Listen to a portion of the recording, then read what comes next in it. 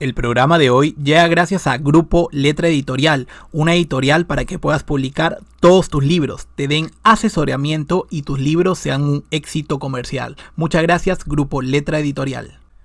Muy buenas a todos y bienvenidos a un nuevo video en el cual vamos a analizar un análisis completo de el ideario de Perú Libre y también el plan a 100 días que ha sacado el propio Pedro Castillo. Ambos planes tienen muchas cosas económicas, ¿cómo decirlo?, un poquito cuestionables, y para eso he traído a un gran amigo mío llamado Javier Milei, que hizo el análisis de Verónica Mendoza y dio mucho que hablar. Es por eso que gracias a ustedes lo he vuelto a invitar, y Javier creo que tiene mucho que decir acerca de todo lo que ha leído, de tanto del plan a 100 días como el ideario del partido. ¿Qué tal, Javier? ¿Cómo estás? ¿Y qué tal lo has pasado leyendo todo esto? ¿Qué tal, Mirko? Es un gusto enorme tener la posibilidad de hablar nuevamente contigo y estar discutiendo este tipo de material. Lo único que espero que esta vez la respuesta no sea la misma que recibí en el caso anterior, ya que frente a los disparates que contenía el programa que analicé anteriormente, los seguidores de Verónica Mendoza salieron a agredirme por las redes. Nadie pudo rebatir ni uno de los puntos que yo levanté cuestionando el plan de Pedro Franque. Me han atacado con falacias ad hominem o con falacias de la autoridad.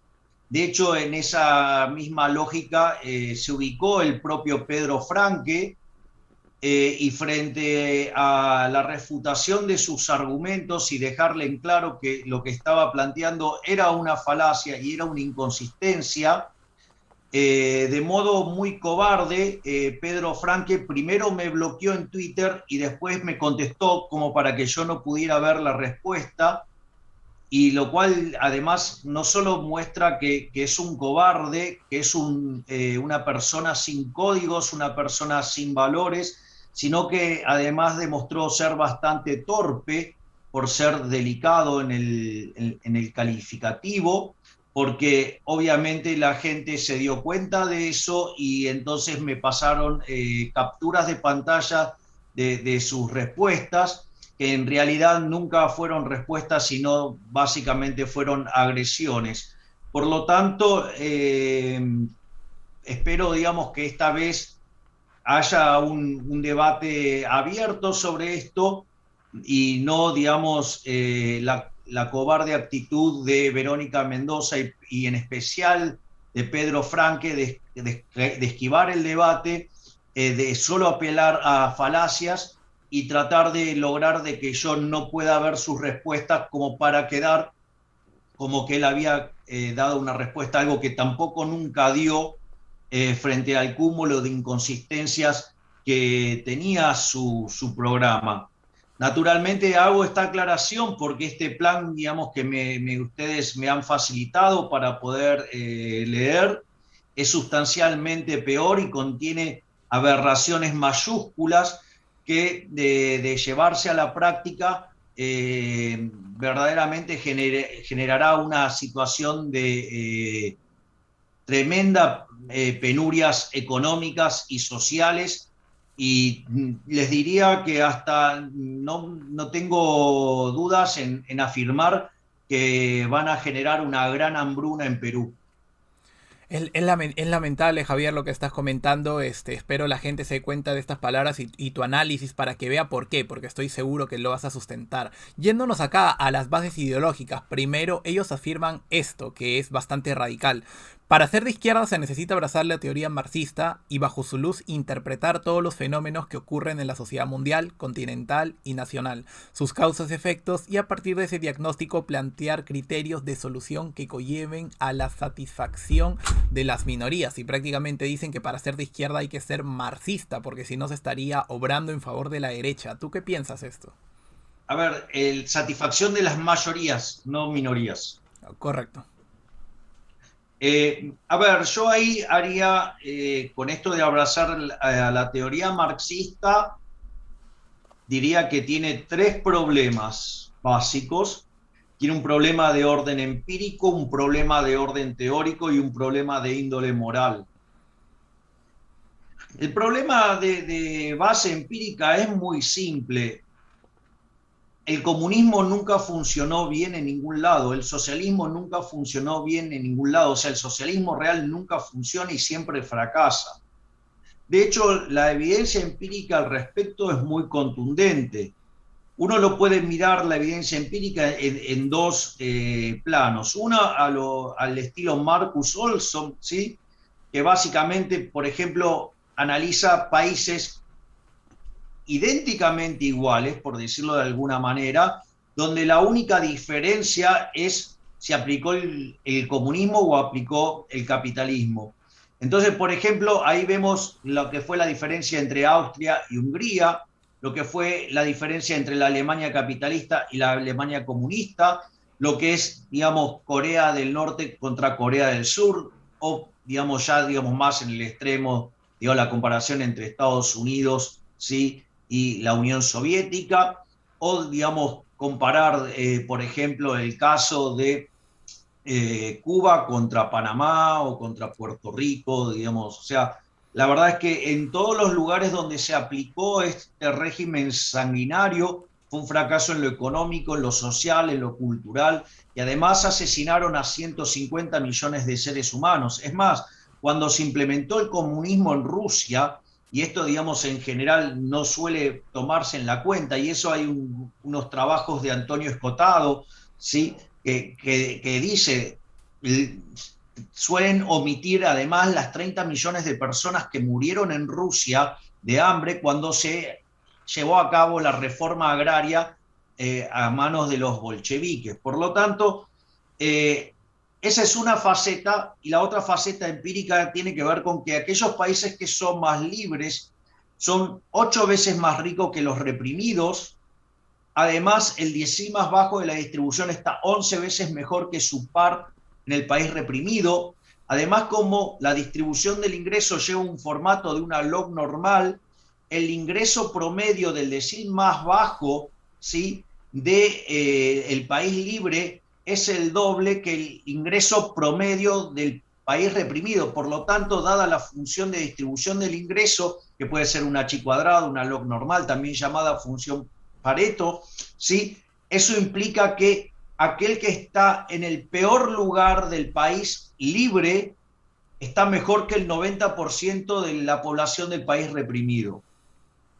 Además, hay 25 veces menos de pobres en el formato estándar y 50 veces menos en el formato extremo, y además las personas viven un 25% más en los países libres, y además hay muchísimos más derechos civiles y políticos en los países libres. Por lo tanto, desde el punto de vista empírico, sí, no hay nada que discutir, porque, o sea, el comunismo, sí, que es la versión real del socialismo y en su forma plena, digamos, siempre ha fracasado.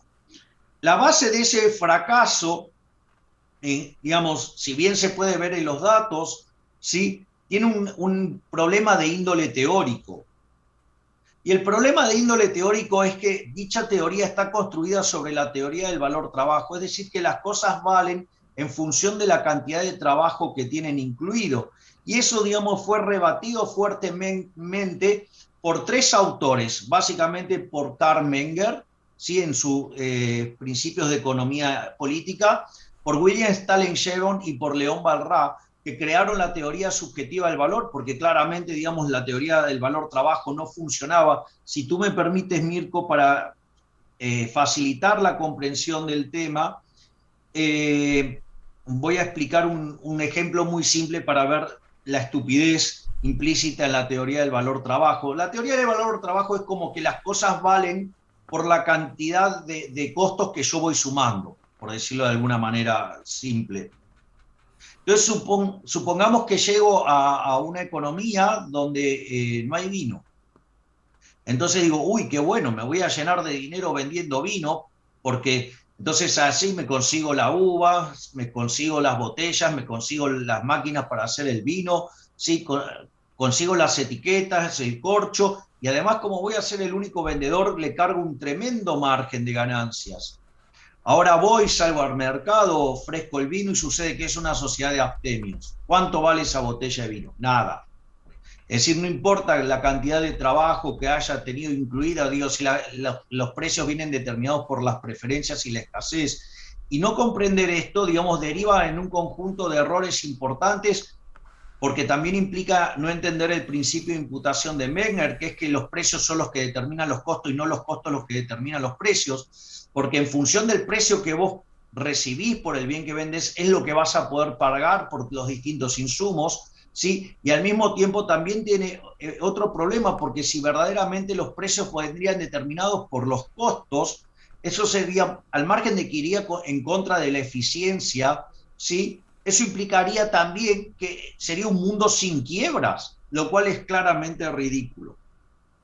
Pero no solo eso, porque eso después tiene otras consecuencias y esto tampoco es menor, porque si verdaderamente las cosas valieran por la cantidad de trabajo que tienen, o sea, por una cuestión objetiva, por decirlo de alguna manera, la cantidad de intercambios sería muy pequeña porque solamente se podrían cambiar aquellas cosas que tienen incorporada la misma cantidad de trabajo. Y si eso fuera así, la cantidad de intercambios en la economía se derrumbaría y por lo tanto caeríamos a una sociedad con mucho menos comercio y eso rompería la división del trabajo y automáticamente eso nos empobrecería brutalmente. Entonces, no solo eso, tiene otro problema, digamos, o sea, si en la condición de equilibrio del sistema es que la tasa de ganancia se iguala, eso implicaría que todos los bienes de la economía tendrían la misma intensidad de capital y trabajo, por decirlo de alguna manera. Es decir, que todos los bienes tendrían incorporado la misma cantidad de trabajo y por ende, digamos, todos los bienes así, digamos, o sea, podrían tener el mismo precio y la misma tasa de ganancia, lo cual también es verdaderamente disparatado, porque no todos los productos tienen el mismo precio, porque además no todos, digamos, tienen el mismo retorno. Y no todo, o sea, porque también está el tema del ajuste del riesgo, pero eliminando o obviando ese tema, digamos, no todos los bienes tienen la misma cantidad de trabajo incorporada, por lo tanto es un verdadero disparate conceptual. Además, también está el problema del progreso tecnológico. O sea, hay algo que caracterizó la vida del planeta Tierra en los últimos 250 años, es la existencia del progreso tecnológico, ¿sí? Y evidentemente esta teoría no puede contemplar el progreso tecnológico, porque básicamente lo que hace, digamos, la tecnología es ahorrar trabajo. Y eso lleva a una contradicción flagrante, ¿sí?, a esta teoría marxista, porque sería muy tonto por parte del empresario, si verdaderamente está explotando a los trabajadores, generar progreso tecnológico que ahorra trabajo y en el fondo entonces hay menos explotación y entonces se beneficia menos, lo cual digamos es no solo contraintuitivo, sino que va en contra de los incentivos, por lo tanto el resultado digamos sería extremadamente torpe y absurdo. La realidad es que muchísimos bienes hoy, digamos, o sea, se generan con muchísimo menos trabajo, digamos, y lo que ha habido a lo largo de los últimos 250 años es un aumento de la productividad enorme y esta teoría no puede explicar esto más allá del problema conceptual, ¿sí?, en términos digamos, de lo que no genera en términos de intercambio, ¿no?, que digamos, o sea, quizás a la gente no le resulte tan intuitivo. Y por otro lado, digamos, hay un problema de índole moral, ¿sí? Porque en el fondo lo que se va a ver más adelante es el desprecio por la propiedad privada y el desprecio por el individuo, ¿sí? Donde además los valores morales que subyacen en este sistema para poder sostener la teoría de la explotación de Rothbertus y, digamos, la plusvalía de Marx en el Capital. El problema radica en si esto falló en el plano teórico porque fue refutado ferozmente por Eugene von Baberg, ¿sí?, en el libro La conclusión del sistema marxista. Además, o sea, el paso a la teoría subjetiva del valor, con lo cual, digamos, o sea, da por tierra todo lo escrito por Marx. Pero no solo eso, además la evidencia empírica. Entonces, ¿por qué se sigue sosteniendo esto? Y la realidad es que cuando uno va hasta el hueso en la discusión de la teoría del valor, el problema es un problema de valores morales donde el socialismo se basa en la envidia, en el odio, en el resentimiento, en el trato desigual frente a la ley, en el robo y, como dije antes, en el asesinato.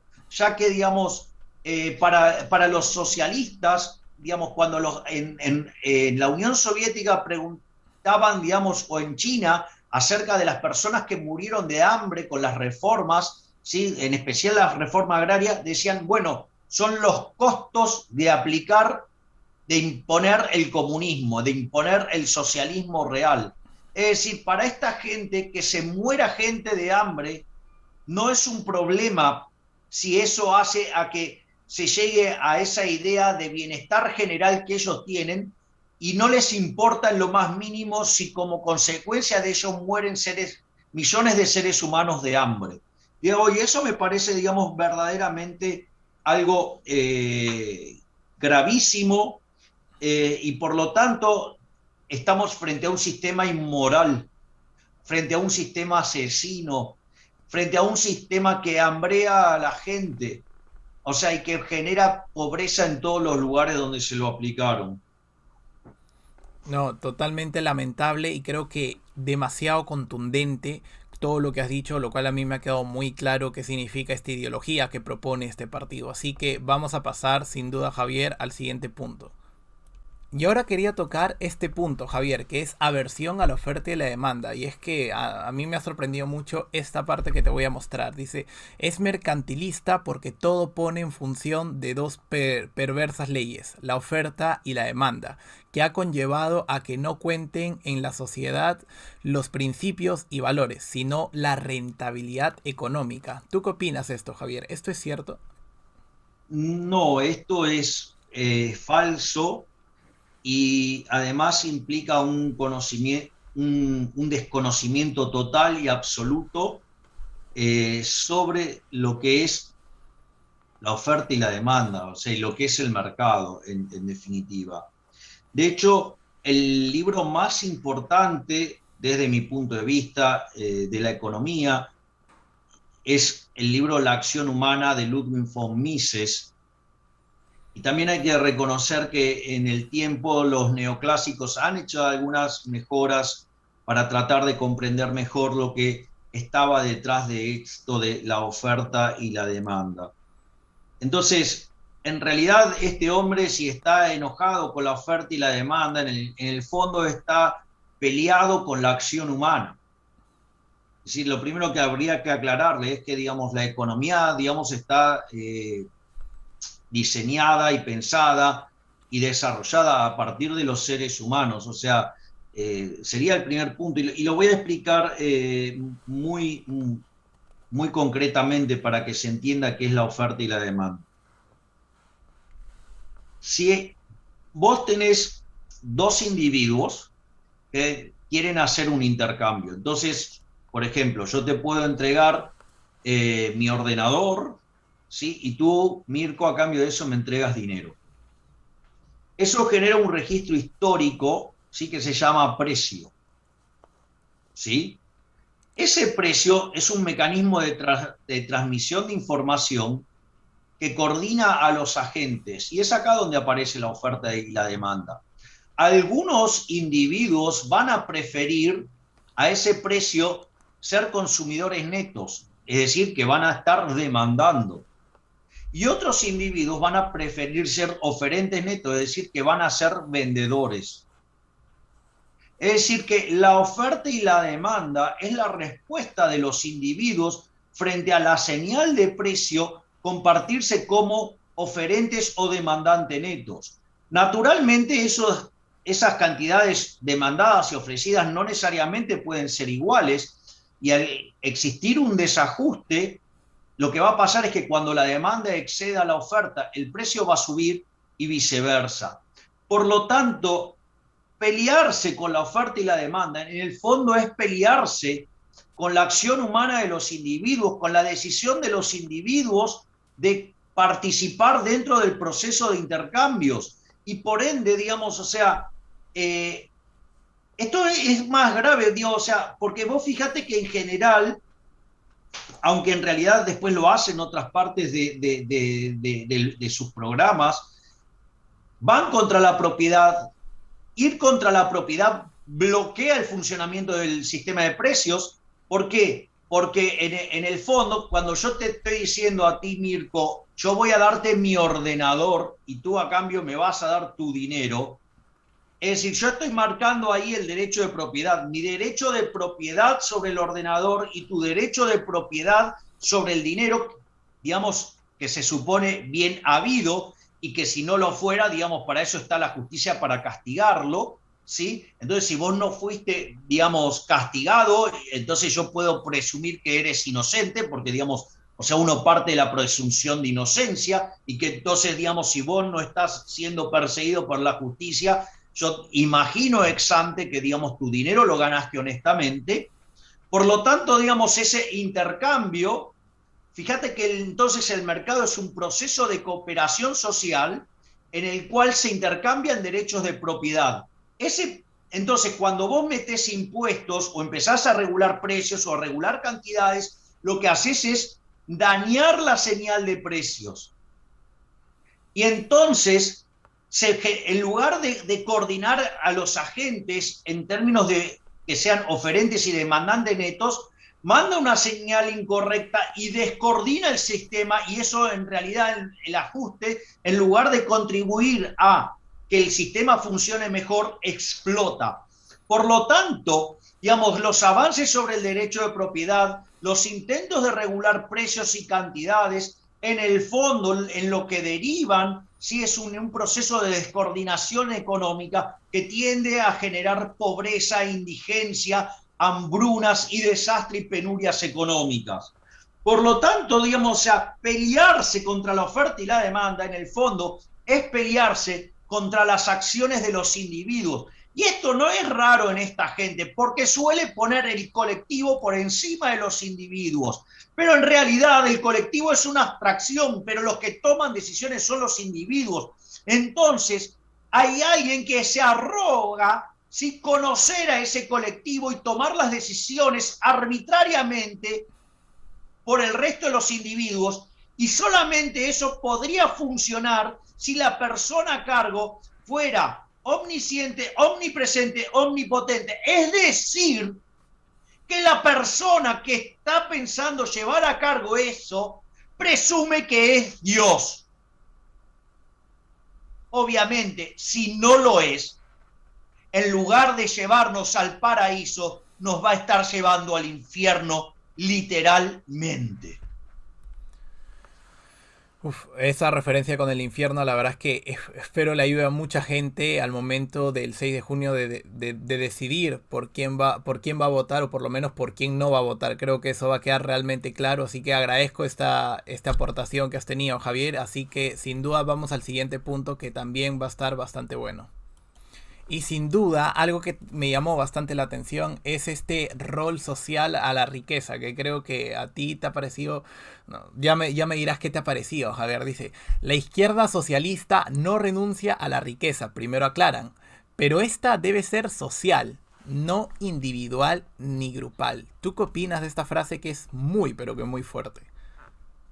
Bueno, acá nuevamente se ve lo que estábamos señalando en el punto anterior, ¿no? De poner el tema del colectivo sobre el individuo. Y la realidad es que el que crea la riqueza es el individuo. La sociedad, lo social, es una abstracción. Por lo tanto, los únicos que pueden generar riqueza son los individuos. Es más, es falso que, por ejemplo, el Estado pueda crear riqueza. Porque, a ver, esto es muy simple. Franz Oppenheimer decía que había dos medios de sustentación. Estaban los medios del mercado y los medios políticos. Los medios del mercado son hacer y generar riqueza sirviendo al prójimo con bienes de mejor calidad a un mejor precio. Es decir, esos son los medios del mercado por el cual, digamos, se genera la riqueza. Ese es el primer punto. Y el segundo punto, ¿sí? El segundo punto y no menor, es que el Estado no crea nada. El Estado, los medios políticos es el robo. Es decir, es tomar lo que produjo otro y robárselo. Por lo tanto, digamos, si vamos a poner el eje fundamental y central sobre el Estado no crea riqueza, la destruye vía el cobro de impuestos. Pero además hay otro problema más, esto del tema de la riqueza, digamos, que sea algo social. En general, lo que vemos es que en rigor de social no tiene nada, o sea, porque termina, digamos, generando esas fortunas monstruosas que tiene, digamos, por ejemplo, la hija de Chávez heredada de su padre, digamos, ¿cómo era que en el socialismo el tema de la herencia, ¿no? O el hijo de Fidel Castro, ¿no? Pero al margen de eso, ¿sí? Y que solamente es un sistema perverso, hambreador, que solamente enriquece a los políticos. A ver, esto es muy simple, es el mismo problema de la tragedia de los comunes. Es decir, cuando no está definido el derecho de propiedad y aparece un recurso, lo que termina pasando es que se termina, digamos, destruyendo ese recurso. O sea, todos van y lo usan de modo absolutamente discrecional y termina generando, digamos, la destrucción de ese recurso. Por lo tanto, me parece que eso, digamos, o sea, se llama la tragedia de los comunes porque había zonas donde se podía ir a pastar libremente. ¿Y cuál es el problema? El problema es que todos lo usaban de manera indiscriminada, entonces, digamos, ese campo quedaba destruido. Y esta situación básicamente se arregla con los derechos de propiedad. Es decir, entonces, ¿por qué? Porque cuando vos no tenés costo, digamos, consumís todo lo que se te dé la gana, pero el problema es que después no lo podés reponer. Es decir, que en el fondo, digamos, si vos no definís bien los derechos de propiedad, en realidad lo que vas a terminar haciendo es destruir la riqueza, no crearla.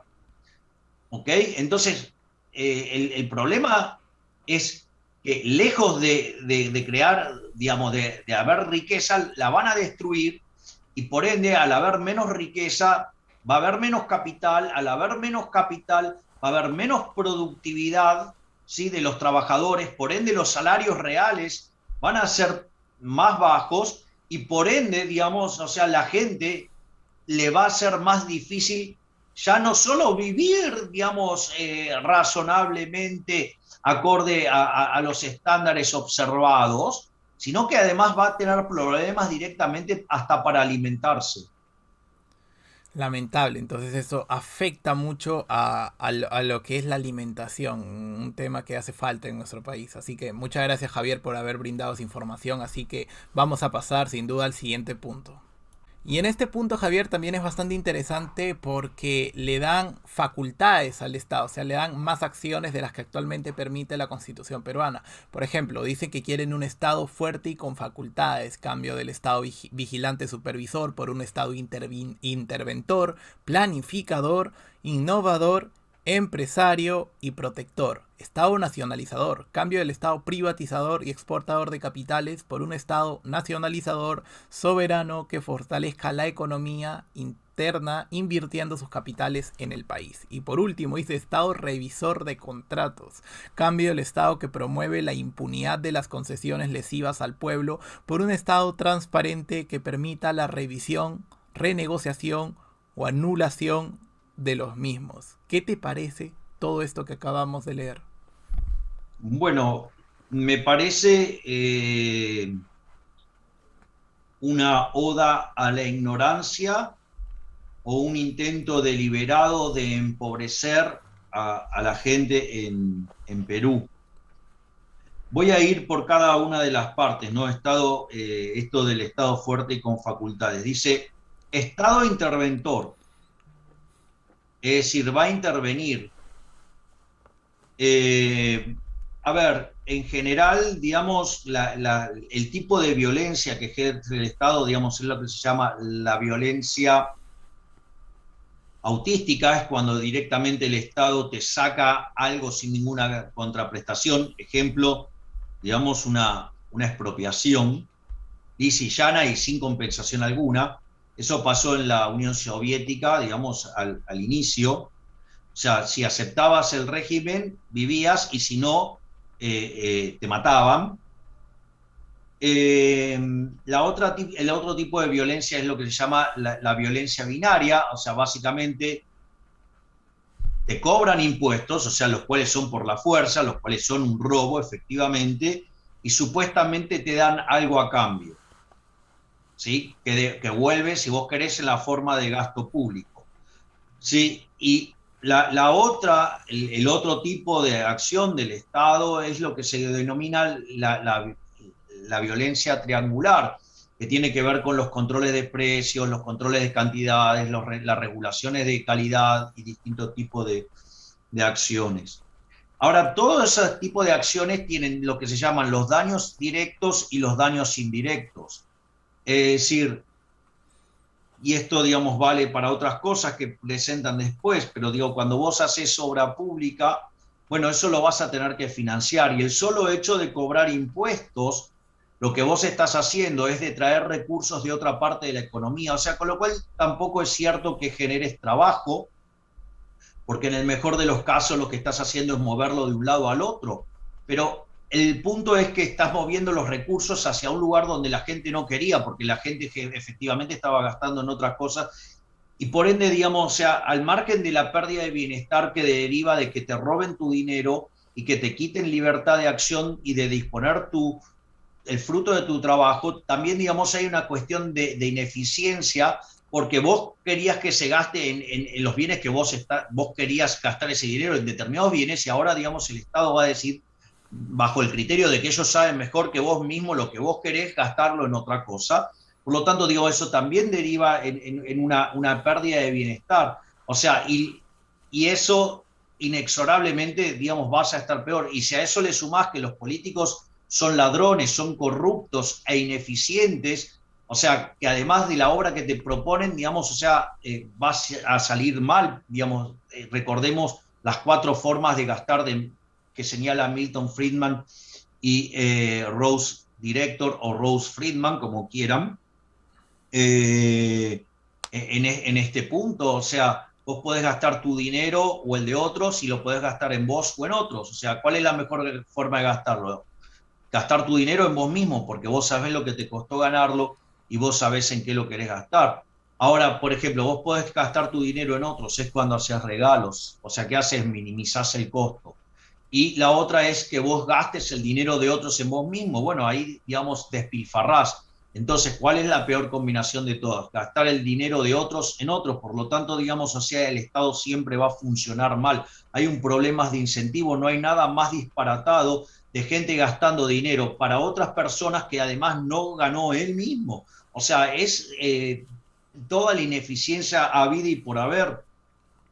Ese es el primer punto. Después, en términos de la cuestión del Estado planificador, ahí hay una frase de Friedrich von Hayek que es maravillosa. Dice, cuanto más planifica el Estado, menos planifica el sector privado. Es decir, cuanto más se mete el Estado en el medio, más descoordina al sector privado. Por lo tanto, y eso, a la luz de lo que vimos en cómo daña el funcionamiento del sistema de precios, el sistema queda descoordinado. Recordemos que el sistema de precios es a la economía lo que es el sistema nervioso al cuerpo humano. Entonces, si ustedes van a estar dañando el sistema nervioso, a ese humano no le va a ir bien.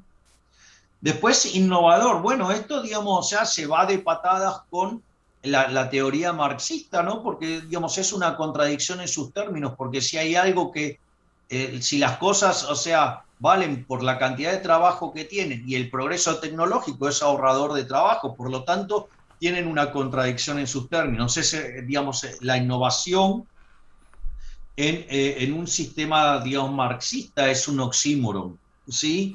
Y además, la pregunta es si no lo hizo, digamos, el sector privado respondiendo a la señal de precios, digo, ¿por qué lo va a hacer el Estado, digamos, sin tener ninguna señal de precio y sin tener ninguna responsabilidad en forma de conseguir genuinamente los ingresos cuando en realidad los está robando. Por lo tanto, digamos, o sea, es una contradicción en sus términos. El Estado empresario, o sea, el Estado empresario es absolutamente ineficiente, digamos, o sea, de hecho hay un libro de fines de la década de los 80, digamos, de Fiel acá, que cuenta, es un libro, pero verdaderamente con más de 1000 hojas, contando lo que era el Estado empresario argentino. Es decir, todas las empresas estatales funcionaban espantosamente mal, todas generaban pérdidas, o sea, era verdaderamente una calamidad. Por ejemplo, en YPF, cuando estaba en manos del Estado, antes de que fuera privatizada, por ejemplo, trabajaban 75.000 personas en YPF. Cuando fue privatizada pasó a 5.500. Es más, los amigos del poder ganaban, esto está hecho en un estudio que está volcado en uno de los libros de Federico Sturzenegger, quien hace unos años fue presidente del Banco Central, demuestra que un funcionario de la YPF estatal que fuera amigo del poder ganaba 28 veces más que su equivalente en el sector privado. Por lo tanto, digamos, o sea, es más, en la década de los 80, donde hay una suerte de segundo shock petrolero, la única petrolera que perdía dinero era YPF. Por lo tanto, o sea, no existe, digamos, o sea, ¿por qué no? O sea, es un oxímoron también hablar del Estado empresario, porque el empresario, ¿sí? Digamos, cuando pierde dinero quiebra. En cambio, el Estado, cuando pierde dinero, te pasa la cuenta. Es decir, no hay actividad, no hay función empresarial dentro del Estado, porque además, o sea, los que manejan no son dueños de la propiedad, por lo tanto, digamos, al no estar la cuestión de la propiedad, digamos, se hagan bien o mal las cosas, no importa, total, digamos, le pasan la factura a los pagadores de impuestos. Y después está el tema del Estado protector. Ahí probablemente sería necesario definir qué es el rol del Estado protector, ¿no? Porque si uno me dice, bueno, estamos hablando de que el Estado se ocupe de las cuestiones de seguridad y justicia, bueno, yo lo puedo entender. De hecho, si bien yo filosóficamente soy anarcocapitalista, pero en la vida real soy minarquista, o sea que entiendo la existencia de un Estado que se ocupe de seguridad y justicia, aun cuando la base de sustentación de este Estado surja de la visión de Nozick, de su maravilloso libro Anarquía, Estado y Utopía. Pero digo, y por más que yo esté más cercano de la posición de Rothbard, entiendo las restricciones del mundo real. Pero cuando habla de Estado protector, no me queda claro que vaya por ese lado justamente, sino que me huele más a una cuestión de asistencialismo. Y lo primero que es, digamos, que hay que tener cuidado, porque ojo que los planes contra la pobreza suelen generar más pobreza. Los planes, por ejemplo, de asistencia social en Argentina arrancaron siendo menos de 500.000 y hoy, digamos, el Estado emite más de 20 millones de cheques.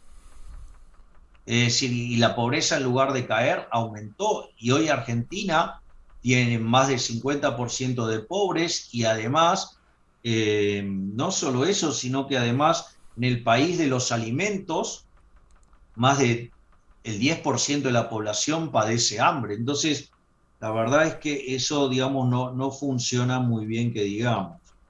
Después, lo que dice en el Estado nacionalizador, o sea, lo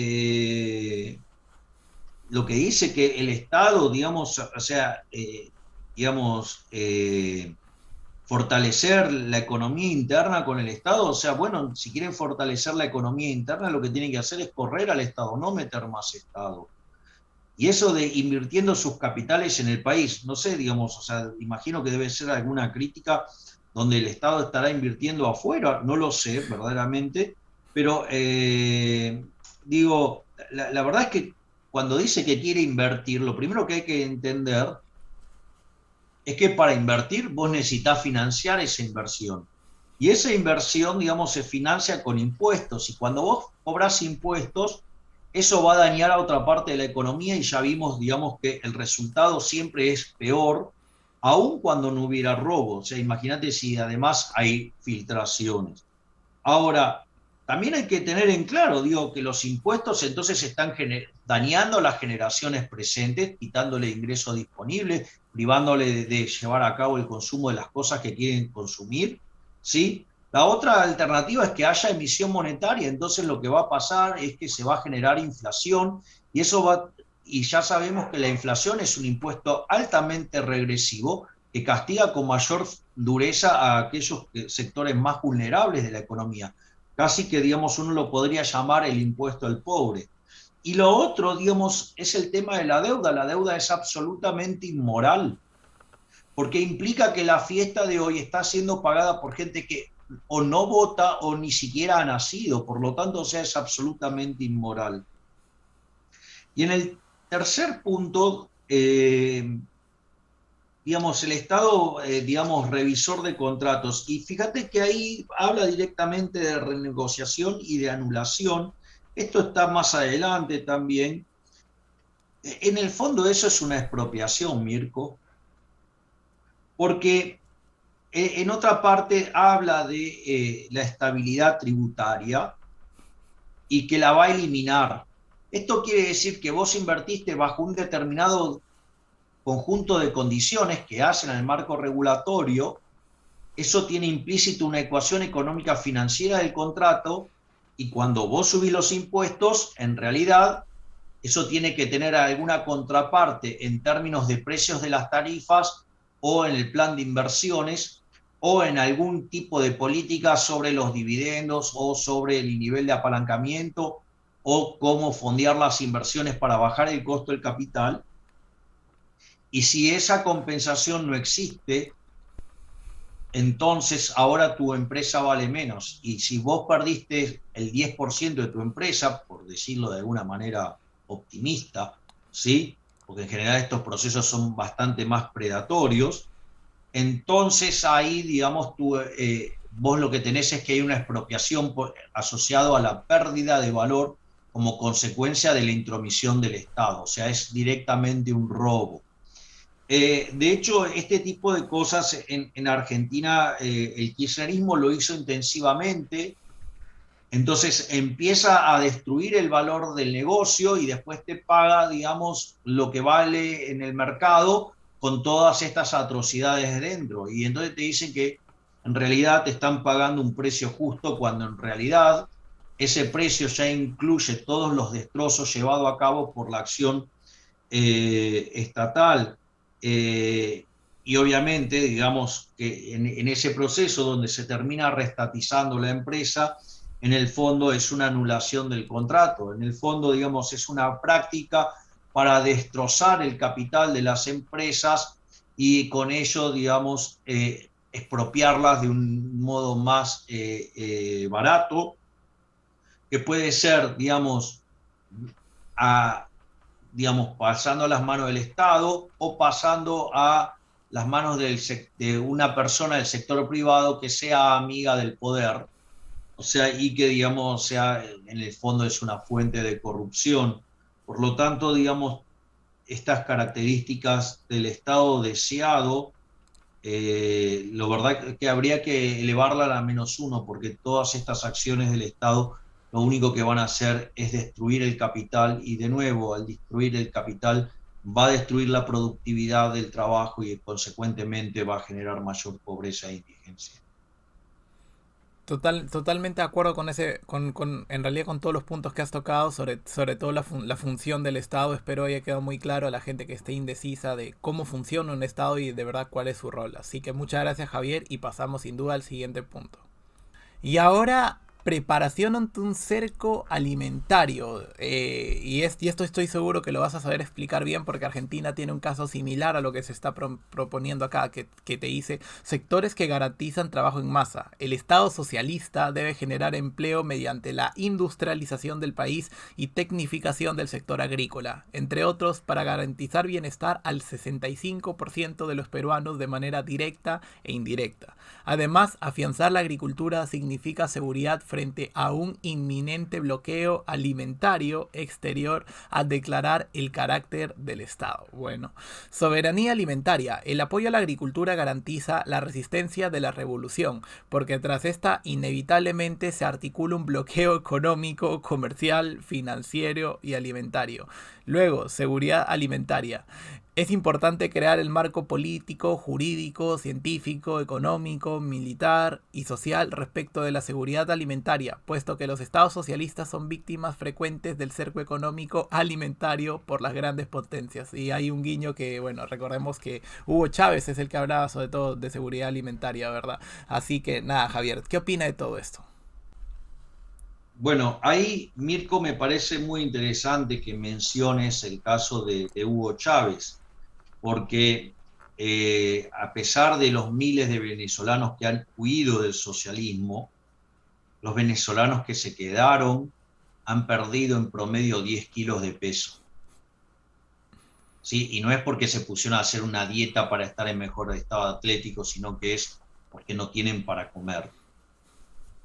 No solo eso, hoy el 96% de los venezolanos son pobres y el 80% son indigentes. Un país que en la década del 50 del siglo XX estaba entre las potencias mundiales. Por lo tanto, está claro que este es un sistema, digamos, que genera miseria. De hecho, hoy en Venezuela escasea el petróleo, como en Cuba escasea el azúcar y en Argentina empiezan a escasear los alimentos. Por lo tanto, ese tema, digamos, creo que ya con esos ejemplos serían más que suficientes, pero acá hay varias cosas que a mí me llaman profundamente la atención, ¿no? O sea, que digamos, el Estado garantizando el trabajo en masa, la verdad es que eso es verdaderamente, si quisieran que no haya desempleo, lo que deberían permitir es que el mercado laboral estuviera desregulado. Eso, digamos, aquellos que han estudiado economía y entienden la ley de asociación de Ricardo o el principio de la ventaja comparativa, van a ver que todos tienen lugar en el mercado. El problema es cuando aparece el Estado y quiere regular las condiciones en las cuales se pactan los contratos de trabajo, y eso es lo que definitivamente genera el desempleo. En este sentido, digamos, o sea, si quiere hacer algo por el empleo en masa, digamos, lo que debería hacer es desregular el mercado laboral. Ahora, fíjate que también plantea ese falso dilema, industria versus campo. Eso lo hizo Argentina en los 50, con la industria sustitutiva de importaciones, y terminó en un verdadero desastre. En todo el mundo se estudia como caso del no hay que hacer el tema de la sustitución de importaciones. Todos los países que lo han hecho han fracasado. Y no solo eso, sino que además esto también resulta muy interesante porque habla de garantizar trabajo, ¿no? ¿Y cuál es el punto central acá? ¿Qué es lo que pasa? Como todas las medidas que están proponiendo lo que van a hacer es destruir el capital, eso implica que no va a haber inversión. Que no vaya a haber inversión significa que no se van a crear nuevos puestos de trabajo. Y como la población sigue creciendo, ¿sí? ¿Qué es lo que sucede? En ese contexto empieza a aparecer el desempleo. O sea, sobre todo si además el mercado laboral está absolutamente regulado. Por lo tanto, esto, digamos, lo que hace es abrir las ventanas para que empiece a crecer fuertemente el empleo público, pero el empleo público tiene que ser financiado con impuestos. Y cuanto más impuestos cobres, más daño vas a causar sobre el sector privado y más empobrecimiento. Después es muy, digamos, es muy alocado esto, o sea, que plantea el tema de la soberanía alimentaria porque básicamente asume que va a recibir un bloqueo económico, comercial, financiero y alimentario por el solo hecho de ser comunistas. La realidad es que, digamos, esto está hablando como si estuviera en Cuba. Ahora, digo, Cuba, el bloqueo que recibió no es, digamos, por ser comunista, sino que el bloqueo que recibió es porque puso unos misiles apuntando a Estados Unidos, ¿sí? O sea, no solo eso, no solo que, digamos, por ese lado, y era en la época de la Guerra Fría y era un aliado, digamos, de la Unión Soviética, con este agravante, sino que además, como si todo esto fuera poco, hay que decirles que el bloqueo es una gran mentira, porque, digamos, o sea, pueden triangular, es decir, pueden utilizar a otros países como medios para triangular lo que necesitan. Y la realidad es que todo este tipo de situaciones de la soberanía alimentaria y la seguridad alimentaria, siendo, digamos, el caso de Perú un importador neto de alimentos, yo te diría que esto, digamos, o sea, lo que va a generar es una gran hambruna. Porque, digamos, aun cuando supongamos que no son ladrones, supongamos que son eficientes, supongamos que lo saben hacer, esto no es algo instantáneo y por lo tanto durante la transición hasta que se logre hacer funcionar el sistema, asumiendo todas estas cosas que nunca se verifican y que, digamos, bien claro está, digamos, en las obras de Mises, de Hayek, de Jesús Huerta de Soto, ¿sí? Al margen de eso, digamos, en la transición, porque el ajuste no es instantáneo, va a generar hambruna, o sea, va a morir gente de hambre. O sea, en la transición, aun cuando lo hicieran bien, aun cuando no fueran ladrones, aun cuando, digamos, pudieran captar las preferencias de la gente, digo, lo cual ya sabemos que es imposible, pero suponiendo que todo eso lo pudieran hacer, como el proceso de reasignación de recursos no es instantáneo, en el medio va a morir gente.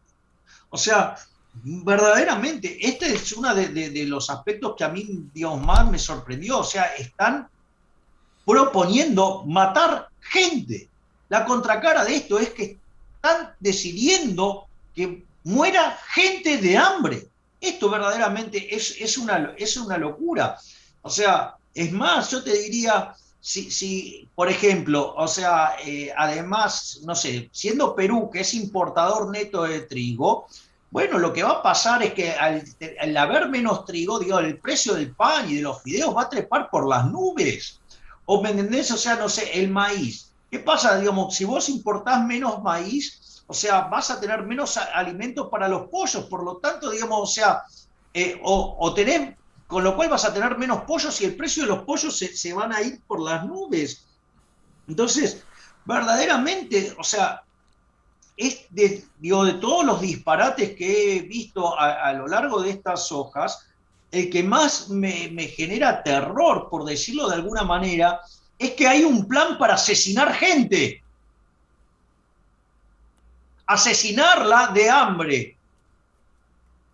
Y no descarto que si las cosas funcionan mal, como le pasa siempre al socialismo, avancen sobre las libertades individuales y también terminen asesinando gente, digamos, de manera directa. Por lo tanto, de las cosas que he leído, digamos, esta es de las más estremecedoras, porque hay un plan sistemático para asesinar gente de hambre.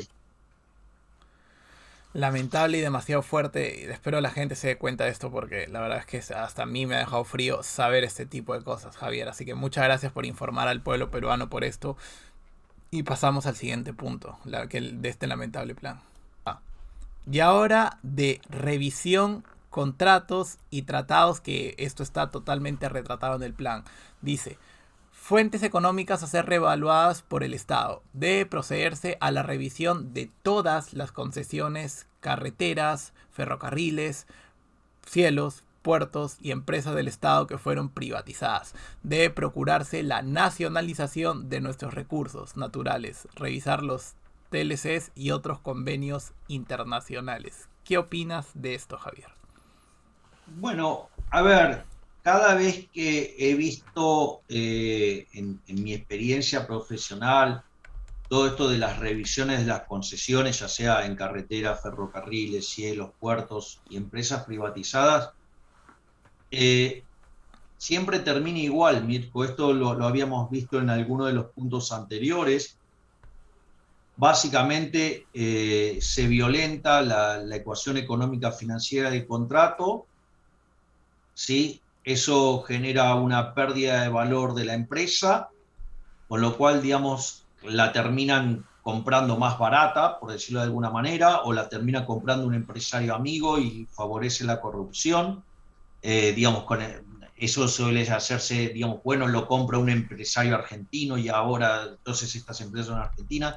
O sea, van a encontrarse con o el desangrar brutalmente al dueño de la empresa, digamos, eso en Argentina se hace con total violencia. Digamos, piensen que durante el primer tramo del kirchnerismo, o sea, durante sus primeros 12 años, el desequilibrio en tarifa fue de 15-1. O sea, con lo cual destruyeron a las empresas, o sea, y las dejaron casi en imposibilidad de invertir. O sea, esto, digamos, tiene que ver con el tema de la inconsistencia temporal. Digamos, esto, digamos, ya fue tratado en la literatura por Kitlan y Prescott, ¿sí?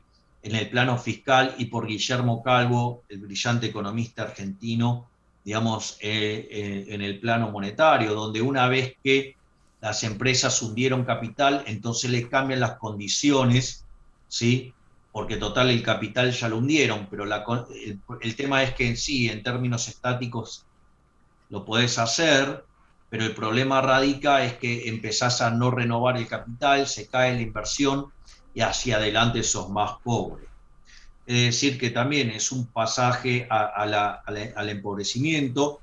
Y la otra es que si vos resistís frente a esta situación, eh, te nacionalizan la empresa, o sea, entonces te señalan o que te siguen destruyendo como lo vienen haciendo y tu empresa va a valer cada vez menos, o te vas ahora y, digamos, entregas tu empresa a un empresario nacional que supuestamente va a hacer bien las cosas y en realidad, digamos, hace todo mal, igual que antes, pero nada más que ahora se benefician los políticos corruptos que le dieron a su empresario amigo esa empresa. Entonces, esta historia, básicamente, en Argentina es muy conocida, los Kirchner lo hicieron y así destrozaron a todas las empresas que fueron privatizadas. Además, es muy interesante porque si llega a haber cláusulas con el CIADI, las ahogan financieramente hasta que saquen la cláusula del juicio del CIADI. Entonces, así, digamos, pueden avanzar con mayor brutalidad.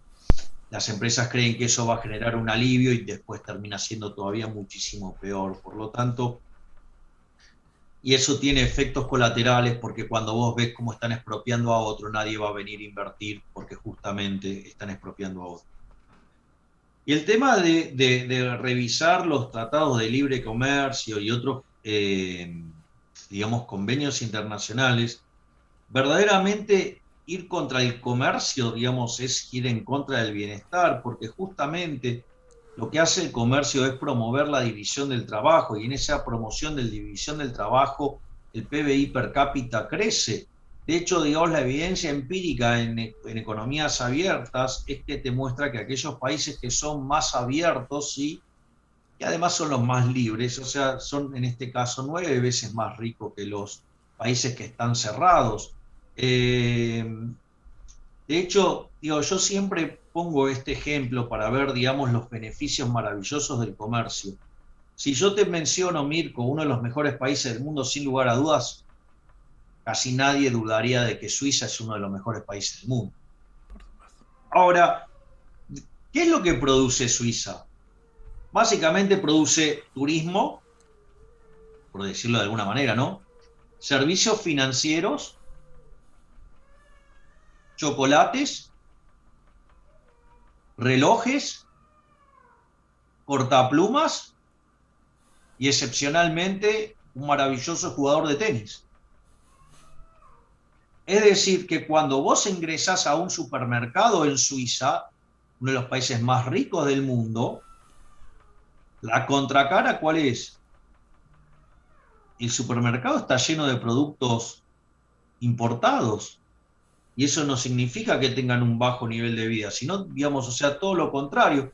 De hecho, aún los Países Bajos, digamos que suelen mencionárselos como paraísos socialistas, donde los propios, hay una conferencia muy interesante del primer ministro de Dinamarca en Harvard, donde dice, basta de decir que los Países Bajos son socialistas, no somos socialistas. Nórdico, perdón.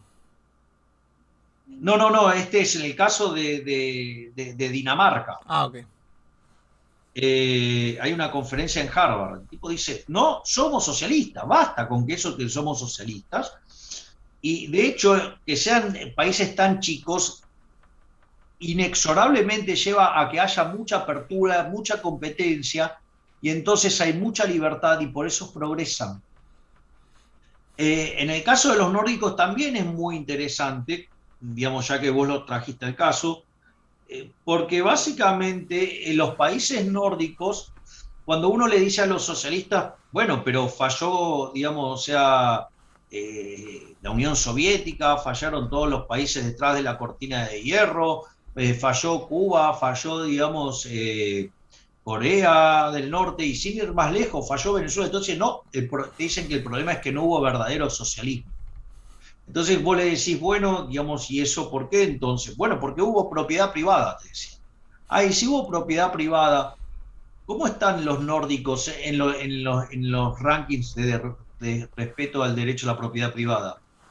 Se van a sorprender, están en los primeros lugares.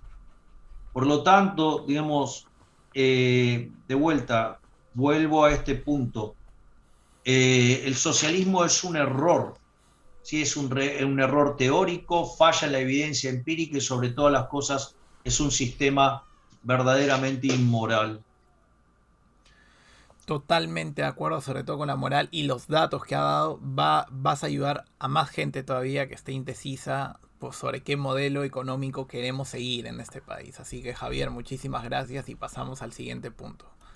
Esta a mí me sorprendió mucho cuando la vi por primera vez. Dice, toma de control de todo el sector extractivo, recuperación de administración total de los principales recursos estratégicos, la estatización o nacionalización de los principales yacimientos mineros, gasíferos, petroleros y centros energéticos es lo que garantiza dar uso a nuestros recursos con la soberanía del caso, que para ello soberanía es que lo tenga el Estado. ¿Tú qué opinas de esto, Javier Milei? Bueno, esto evidentemente vuelve a mostrar la ignorancia y la actitud predatoria de los socialistas. En la literatura del crecimiento hay una parte que se llama la maldición de los recursos naturales. Y en general esa maldición de los recursos naturales se da en aquellos países que tienen lo que se llaman industrias extractivas, porque son muy fáciles de ser atacados en el derecho de propiedad. Y acá, digamos, o sea, me parece que es muy interesante. A ver, Venezuela teniendo el equivalente de $1 millón per cápita en el suelo, hoy no tiene petróleo. De vuelta, vamos al caso de Cuba. No tiene azúcar. Y sin ir más lejos, podemos ver el caso argentino. Argentina era exportador neto de hidrocarburos. Digamos, durante el kirchnerismo el nivel de destrucción fue tan grande que se volvió un importador neto. Es decir, entonces, lejos de dar mayor soberanía, lo que hizo fue, digamos, esclavizar a los países.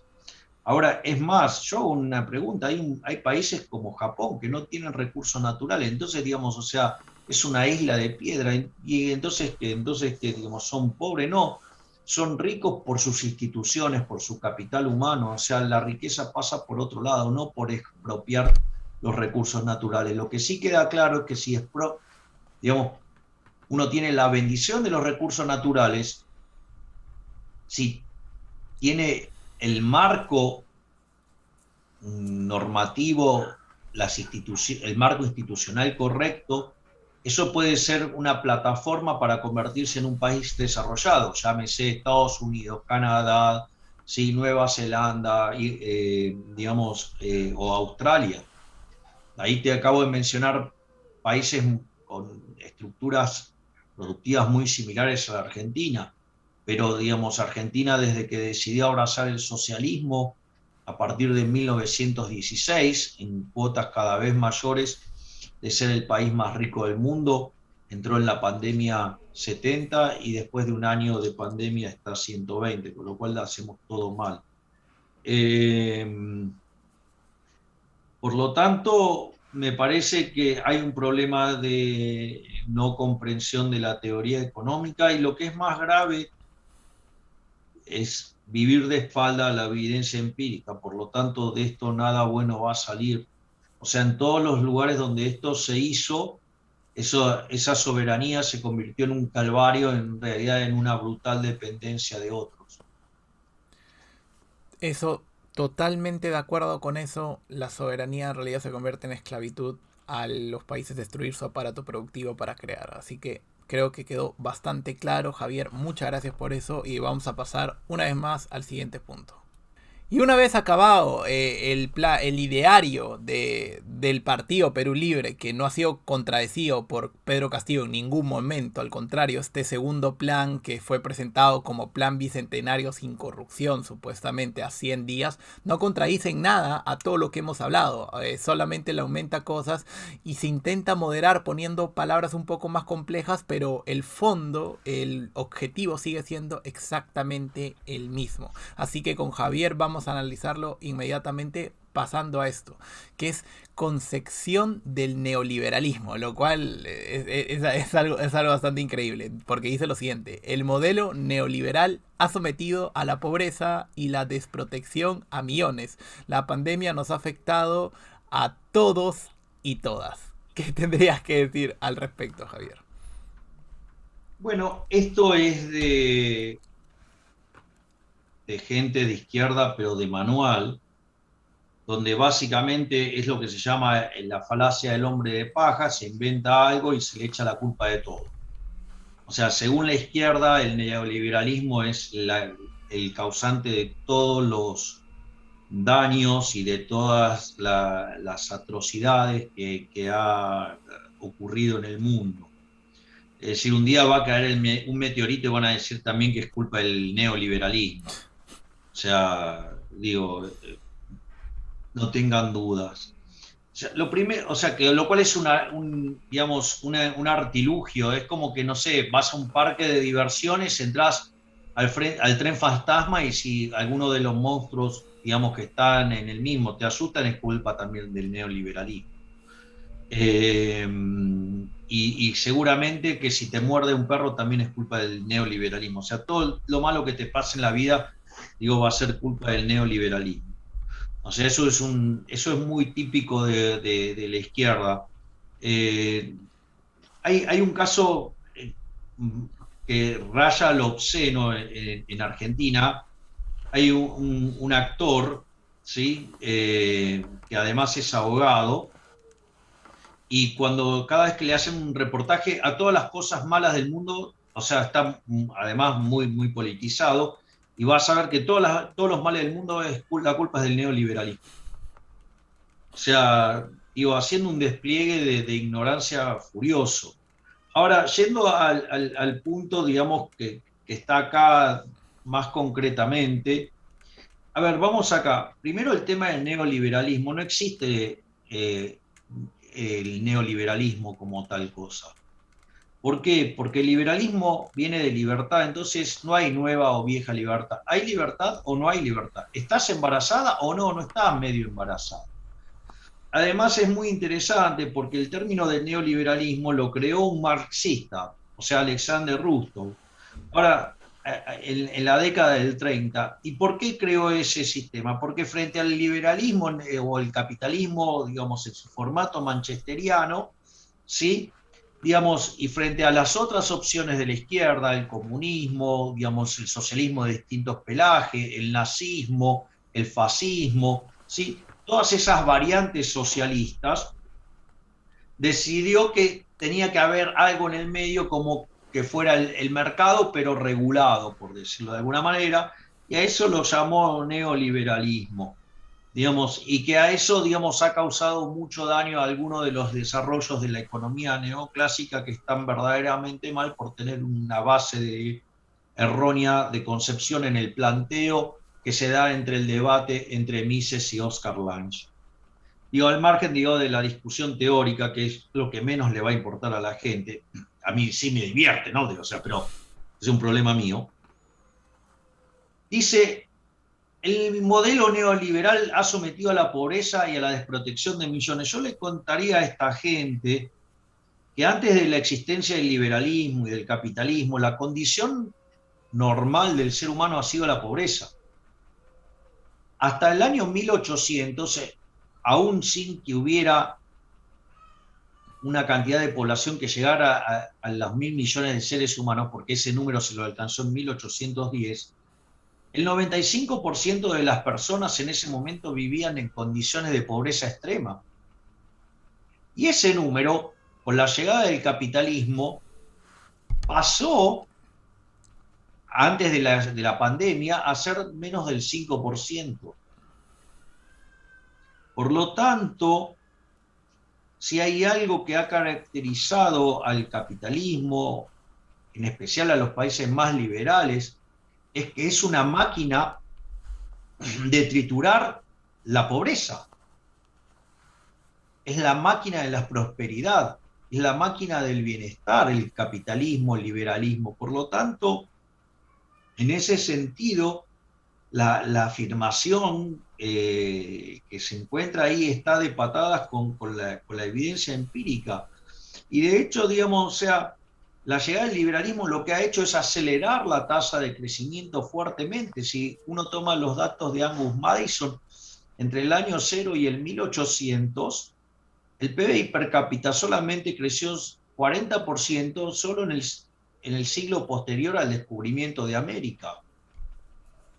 Eso da que la tasa de crecimiento del PBI per cápita era del orden del 0,02%.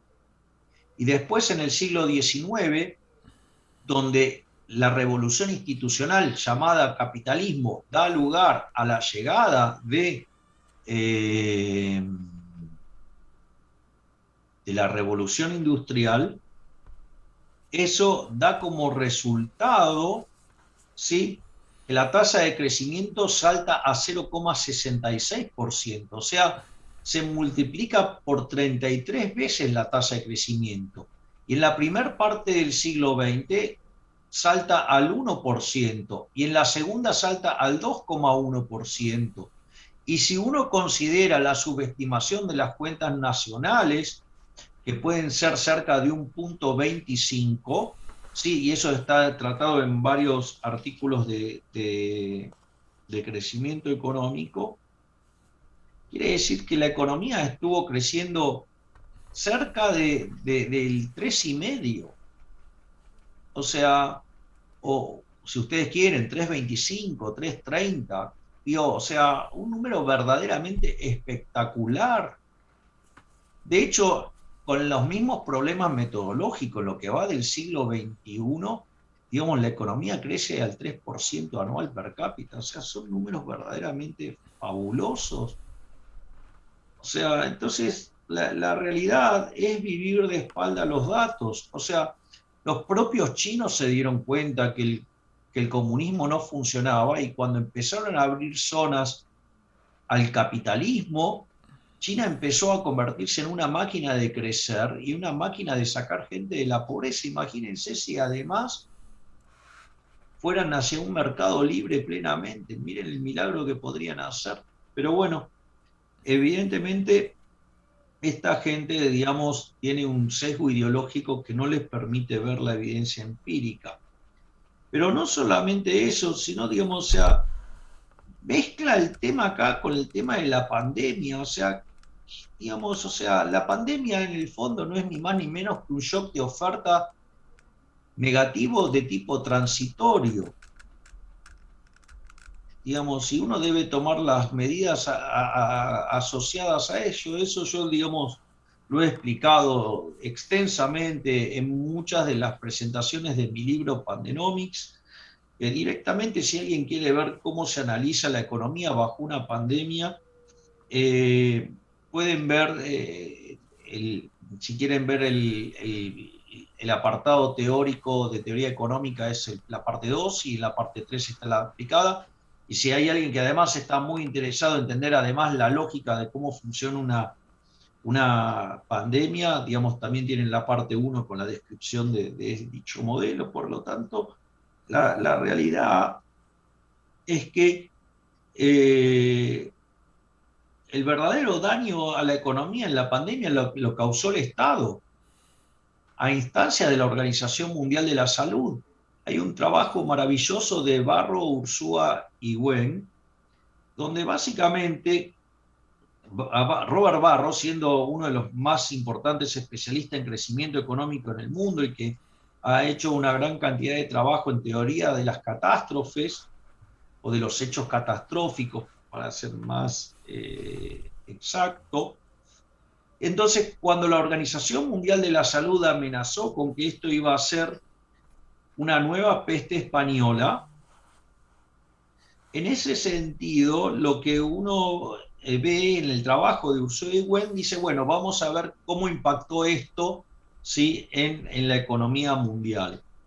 Y entonces cuando hace el equivalente, dice, bueno, entonces el mundo tendría que haber perdido 7 puntos de crecimiento económico.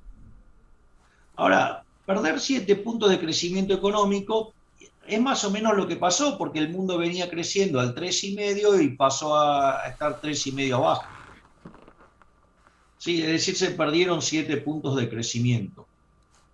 Pero el tema es que mientras que la peste española, que duró desde el 1918 a 1920 en 4 oleadas, infectó a a un tercio de la población con una tasa de letalidad del 6%, por ende se llevó la vida del 2% de la población del planeta Tierra. Esto es muy interesante porque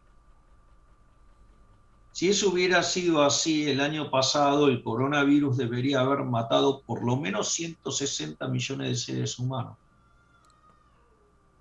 Es decir, que la Organización Mundial de la Salud le pifió por 100-1, o sea que el 99% de la caída obedece al error de la Organización Mundial de la Salud, cuyo error, digamos, fue aceptado totalmente, digamos, y tomado como religión por parte de los estados. Por lo tanto, digamos, los que han causado el mayor daño en la pandemia fueron los estados, no el sector privado. Así es que verdaderamente estas definiciones son verdaderamente, yo diría, extravagantes por lo menos, o sea, para ponerle un adjetivo bastante razonable y no caer en alguna grosería. De acuerdo, Javier, esa información yo tampoco la manejaba y qué bueno saber que la culpa no está concentrada en el sector privado, sino que otra vez, lamentablemente, recae en los estados. Así que vamos a pasar una vez más al siguiente punto. Y esto me parece uno de los puntos más interesantes de toda esta presentación que estamos haciendo contigo, que es múltiples intervenciones en los mercados. Empezamos, fomento de las compras públicas dirigidas a las MIPES, que son las micro y pequeñas empresas y similares, subsidio temporal por servicios, agua, electricidad e internet incluso, como apoyo directo a la economía familiar. Se frenará la competencia desleal de importaciones que afectan a la industria nacional y al campesinado, en especial a confeccionistas, industria de calzado, ganaderos, lecheros y otros. ¿Tú qué opinas de esto, Javier?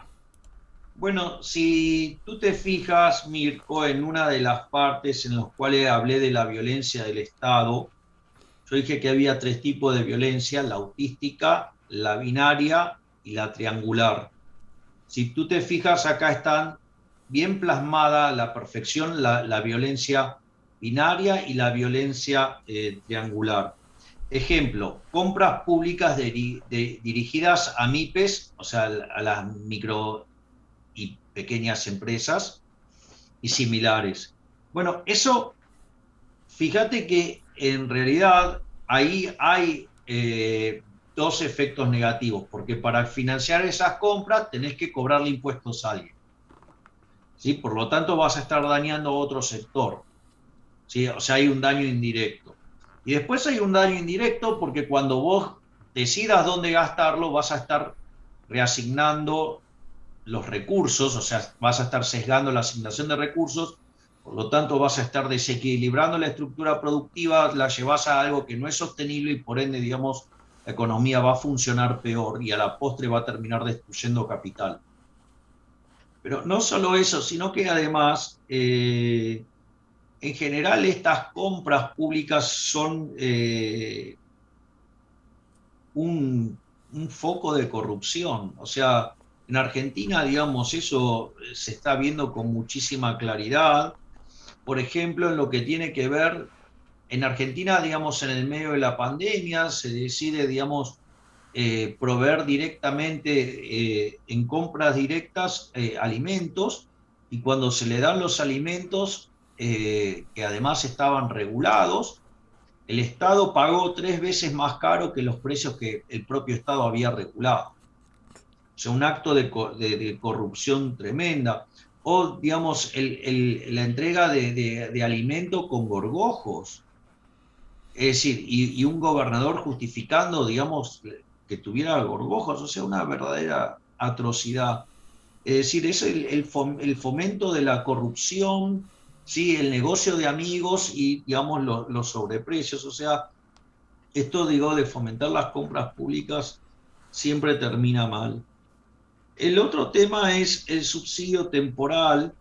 Sí, por servicios, habría que contarles que hay una frase de Friedman que dice que no hay nada más permanente que una suba transitoria del gasto público. Y la realidad es que cada vez que se hace esto, efectivamente, digamos, o sea, esos subsidios después nunca se pueden tocar, o por motivo electoral, o por el motivo que fuera, pero después, o sea, una vez que se entregaron, no se, digo, siempre es muy difícil volver atrás, salvo que en la economía aparezca una crisis verdaderamente monstruosa y entonces eh, básicamente ahí también puedo contarles el ejemplo de Argentina. Digamos, así arrancaron los subsidios y después terminaron siendo una monstruosidad de 5 puntos del PBI. Y eso, digamos, hay que financiarlo de alguna manera. Entonces, digamos, si lo financio con impuestos, termino dañando la actividad económica presente. Si lo financio con emisión monetaria, genero inflación y le estoy cobrando impuestos regresivos a los más vulnerables y los termino perjudicando a los que menos tienen.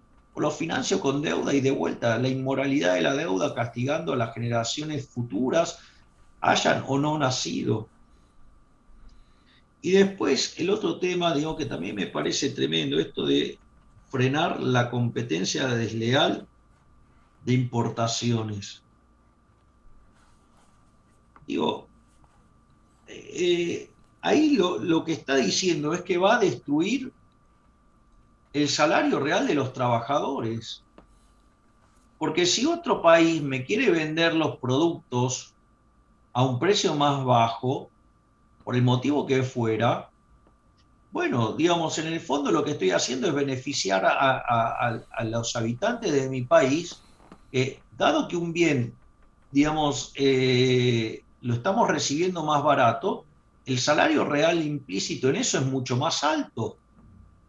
Entonces, digo, esa idea de, digamos, es como que yo te quiero hacer un regalo y entonces el gobierno lo quiera prohibir. Eso es una estupidez atómica.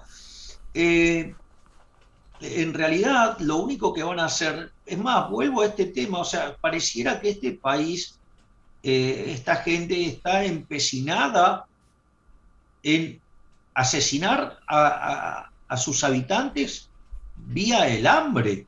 Porque si en el fondo, digamos, o sea, es un importador neto de alimentos, Bueno, esto es de una gravedad enorme. Sí, entonces, eh, por lo tanto, lo primero que hay que saber es que cuando se avance en esto, el precio de los alimentos va a ser más caro. Por ende, va a haber, al mismo precio va a haber mucho menos alimentos.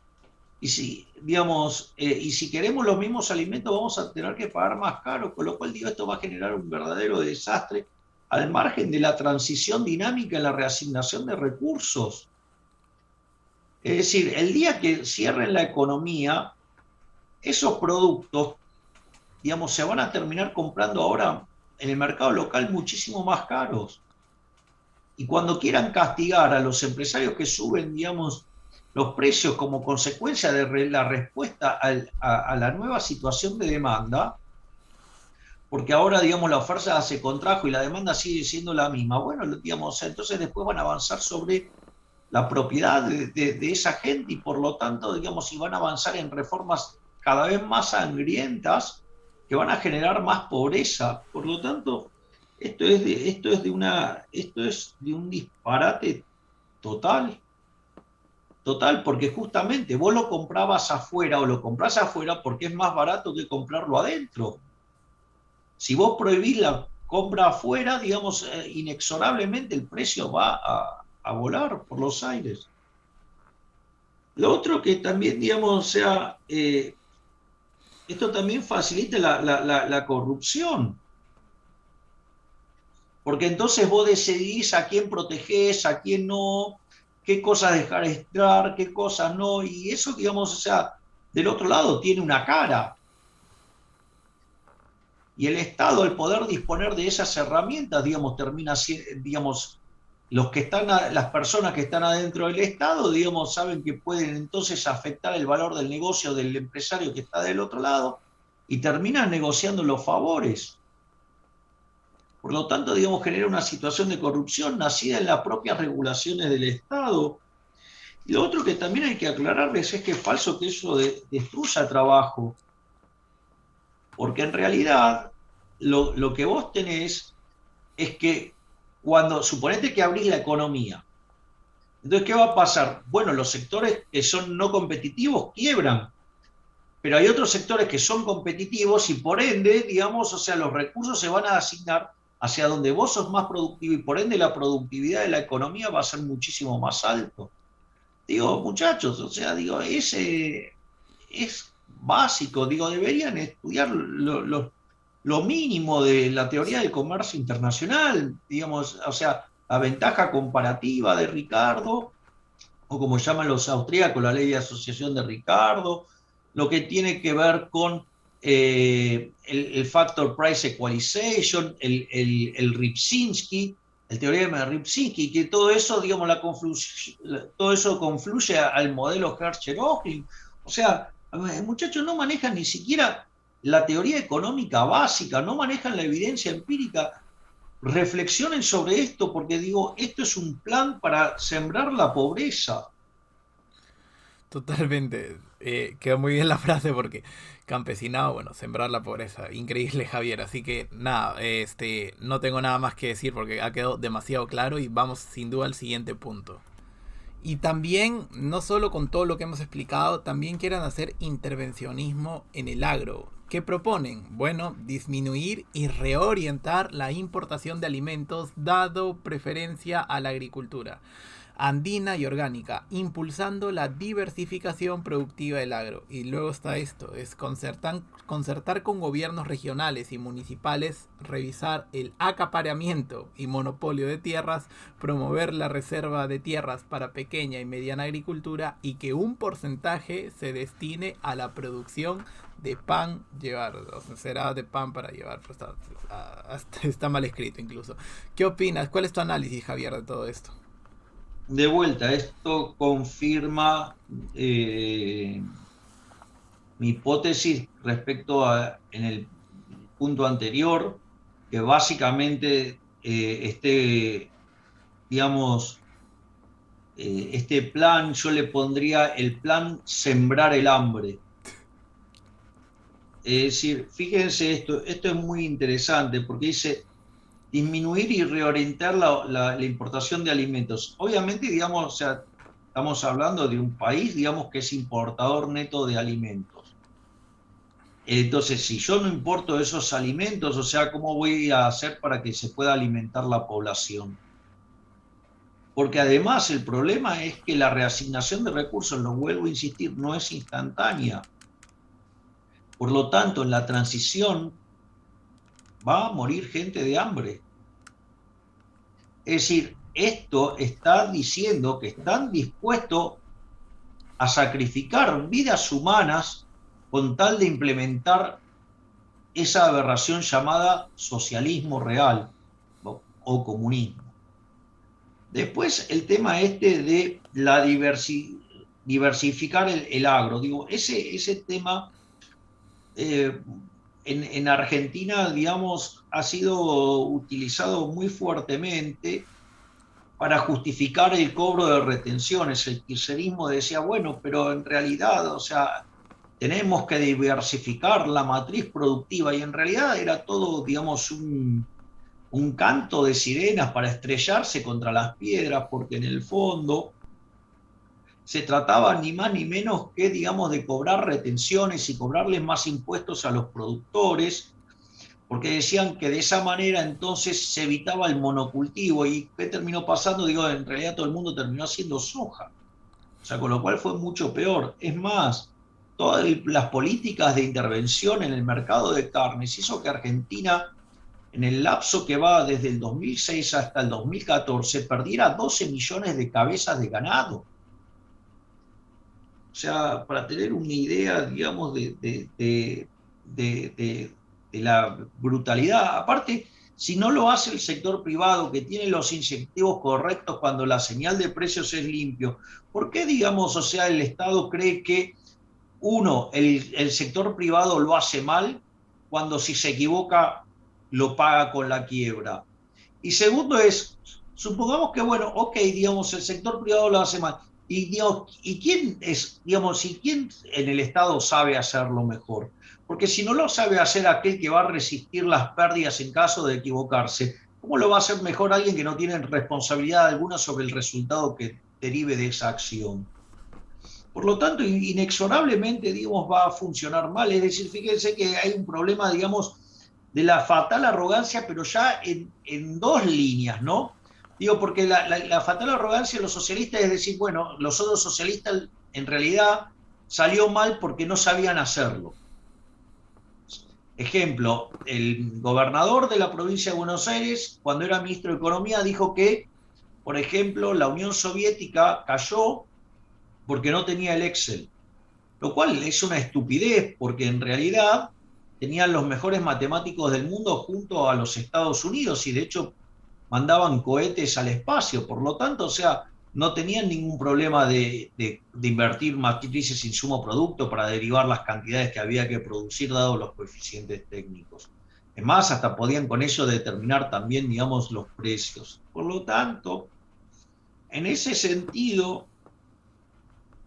digamos, está, digamos, la fatal arrogancia, la socialista versus socialista, pero acá es, digamos, una cosa todavía mucho más pesada, que es socialismo versus el sector privado.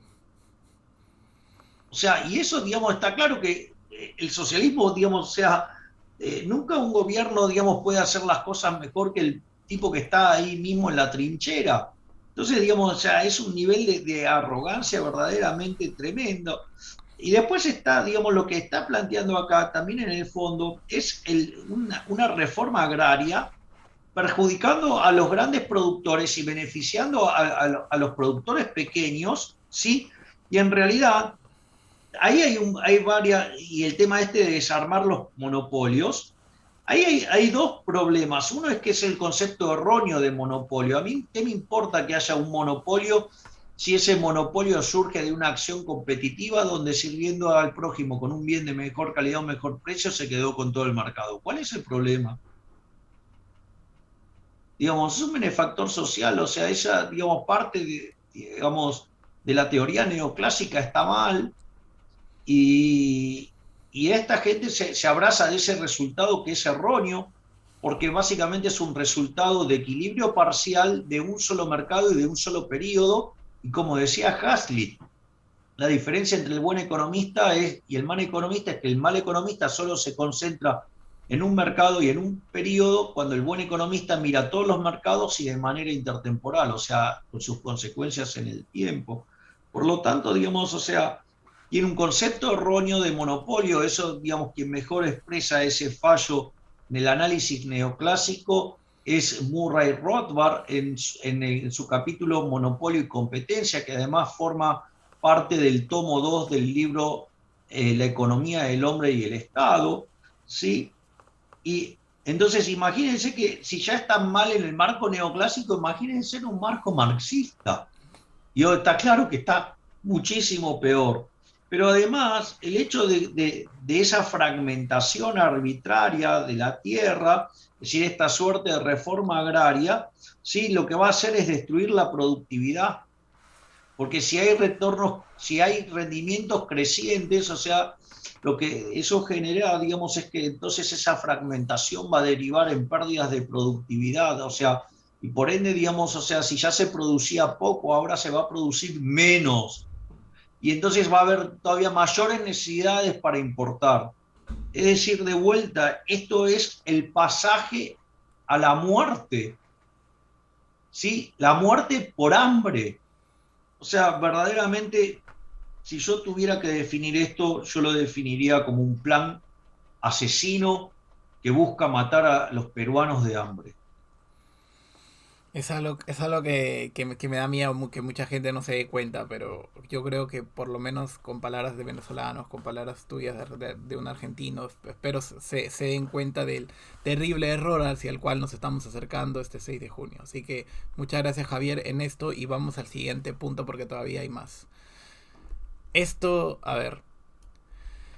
Luego vamos a este punto, que es lo siguiente. Se desea elevar la presión tributaria en el sector extractivo.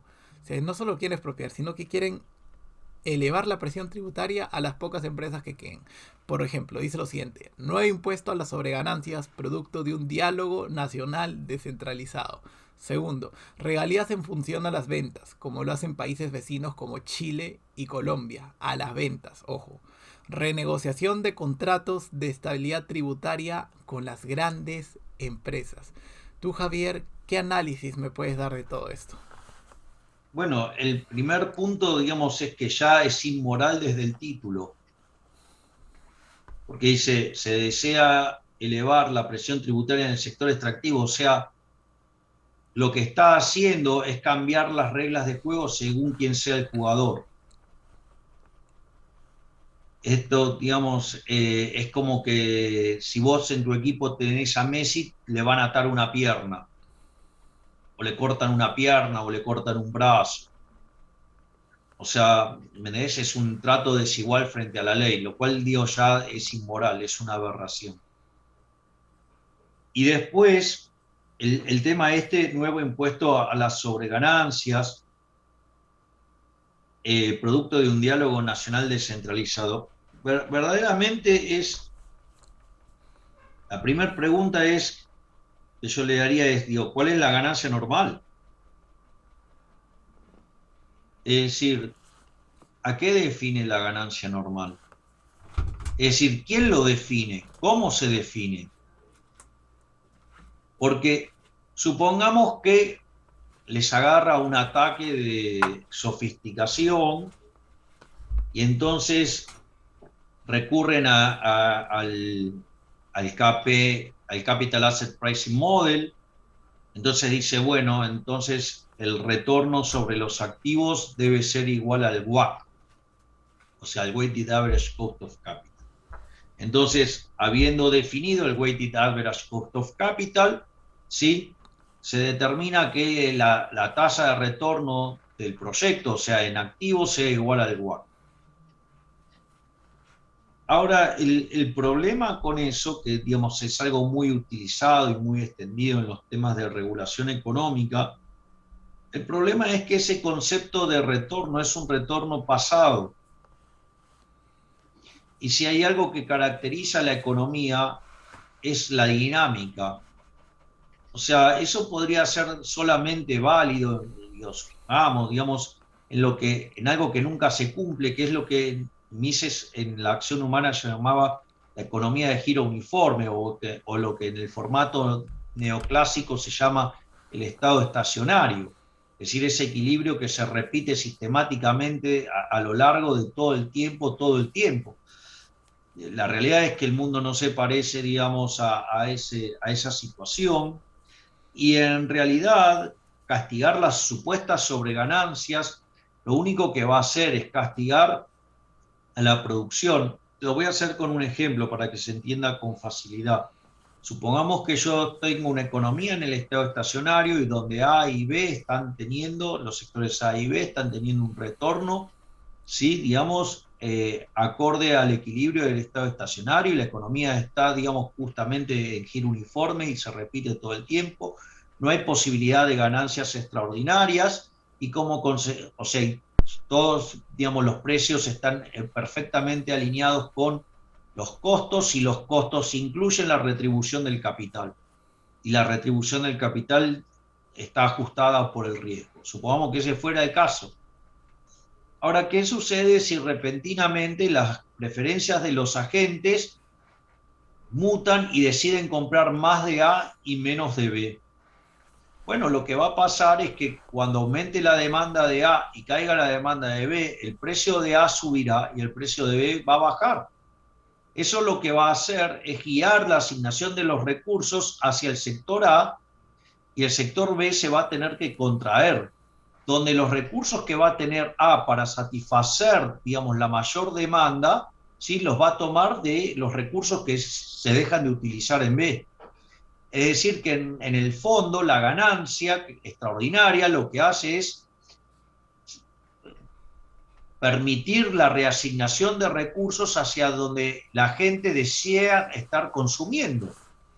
Entonces, ¿qué es lo que pasa? Si ustedes van a estar regulando la supuesta sobreganancia, dice, A está ganando mucha plata, ¿qué es lo que va a pasar?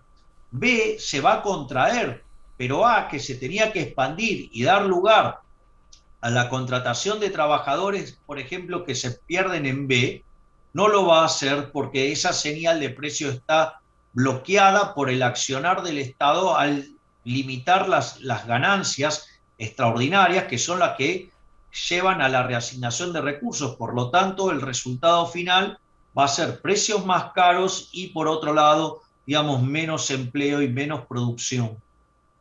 Y en cuanto a la renegociación de los contratos de estabilidad tributaria, justamente lo que está diciendo es, te voy a expropiar, te voy a subir los impuestos y no te voy a compensar en nada del plan de inversiones, en nada de los precios, en nada, digamos, de lo que tenga que ver con el cumplimiento de la ecuación económica financiera del contrato. Por lo tanto, eso va a llevar a la desinversión, va a haber menos capital, va a haber menos trabajo, va a haber menos productividad, va a haber menos salarios, por ende va a haber más pobreza.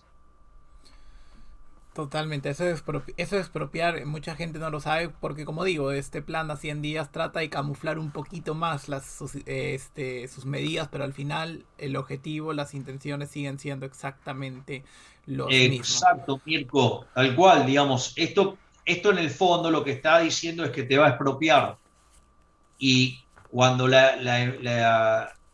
ese proceso cada vez es más avanzado, implica un deterioro del valor, que después te terminan nacionalizando la empresa a manos de un amigo o a manos del Estado, generando un daño enorme sobre el sector privado que se dedica a la producción. Y cuando vos castigás una actividad, esa actividad no crece, justamente se contrae, y por ende, cuando se contraen los creadores de valor, la creación de valor en la economía es menor. O sea, si vos premias a los parásitos y castigás a los que crean valor, digamos, la economía cada vez se va a hundir más. Correcto, Javier. Entonces, dicho eso, pasamos sin duda al siguiente punto.